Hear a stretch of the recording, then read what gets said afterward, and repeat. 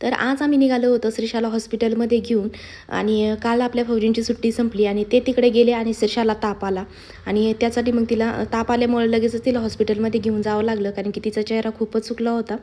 आणि आपण म्हणतो ना की देव जर मनात असला तर कुठेही भेटतो.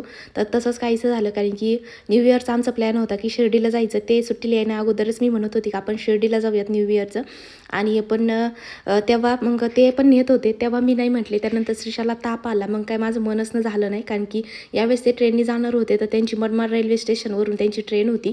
तर मग तेथून पण तेव्हा पण आम्ही जाऊ शकत होतो, पण म्हटलं नको, आमच्यामुळं तुम्हाला जर लेट झालं तर त्याच्यामुळं. आणि तिची पण तब्येत ठीक नव्हती, तिला ताप आला होता आणि त्याच्यामुळं म्हटलं की ती पण चिडचिड करी. म्हटलं नको, म्हटलं की तुम्हाला लेट नको व्हायला. परत काय होतं की आमच्यामुळं नको त्यांना लेट. त्यामुळं मग मी असा विचार केला, मी नाहीच म्हटले.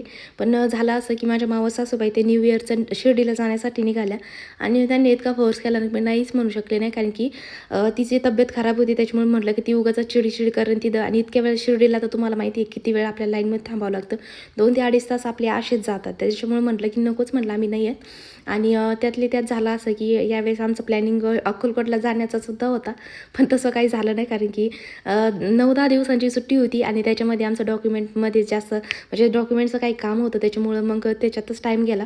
आणि तर असा काहीसा आजचा दिवस गेला. म्हणजे माझं दोन्हीकडलंही दर्शन झालं.